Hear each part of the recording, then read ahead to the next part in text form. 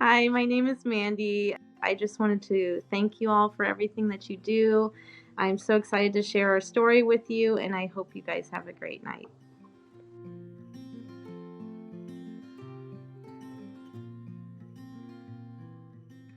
I was almost 13 weeks pregnant, and my sister-in-law, she is a nurse practitioner for a OB office, and so she said, "Hey, why don't you come in and we'll just do a fun ultrasound, just for fun, and take a look at Caleb." And so I was like, "Yeah, let's do it." And so I went in, and she was real quiet the whole time, and the whole time there's just this big black spot on his body, like basically his whole body was a black spot, and then his head. And she kept trying to move things around and get rid of it, but it didn't go away. She didn't say anything to me, but I left knowing that something wasn't right. And so a few hours later, she let me know that she showed her doctor and we need to see a specialist right away. We got an appointment the next morning with a specialist, near us, and it was horrible. It was like the worst experience I've ever had in a doctor's office with a doctor who delivers babies. So he basically told us that there's no hope, that Caleb was going to suffocate and die when he was born, and that we should just plan on saying our goodbyes. It's basically what he told us. He had no sympathy. He had no concern for our feelings in any of it. And so we left feeling really, really hopeless. Thankfully, my sister in law, because she worked in an OB office, she was like, "I have the referral number for Stanford." She just gave us the number, and I called that day. So I was 13 weeks when I went up there and met Dr. Bloomfeld that day. At the end of everything, he gave us some time to talk and kind of process it.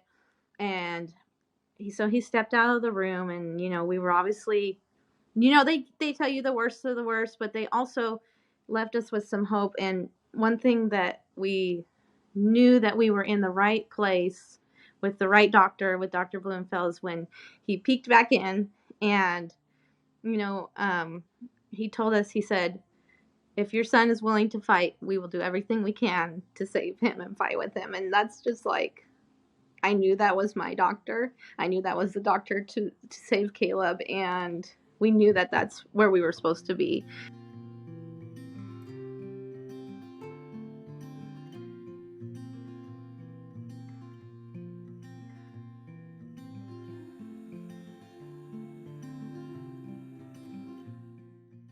He had explained to us that there's certain procedures he could do if Caleb would qualify for these interventions. Like, what it basically was a shunt placement into his abdomen to drain the urine.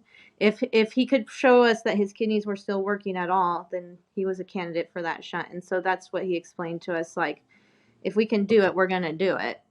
And we ended up doing it 5 times.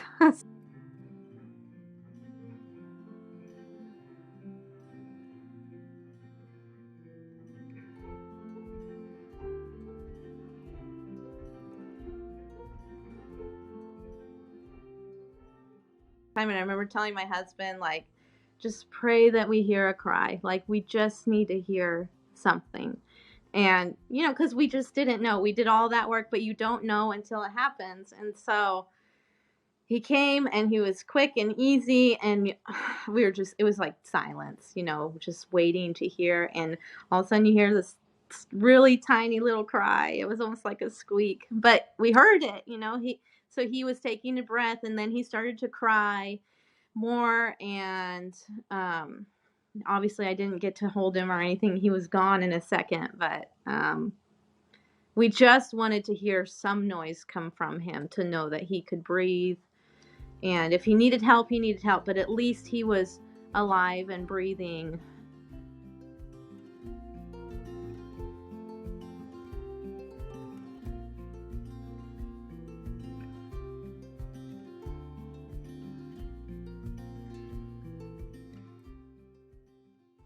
He just had his 20th surgery.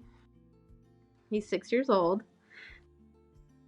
But when you see him, you would never know that. Like, he is full of life. he sees everything as a gift, really. I mean, he's happy. He's full of joy. He lives life to the fullest. Like everything, if you take him to something that's not even a big deal, it's like Disneyland. Everything is the best and everything is magical, and he is so fun and so creative. He's been through a lot. A lot, a lot, a lot. He's almost died a few times.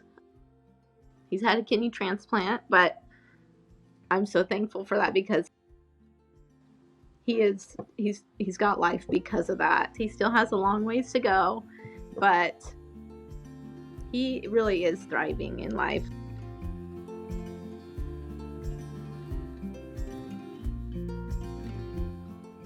Every person plays a part in this, like, you have the doctors and all the medical teams, but you also need these kind of people that support in this different way, and without that, this all wouldn't be there, and so I just would want to say thank you, and those kind of things do not go unseen to us.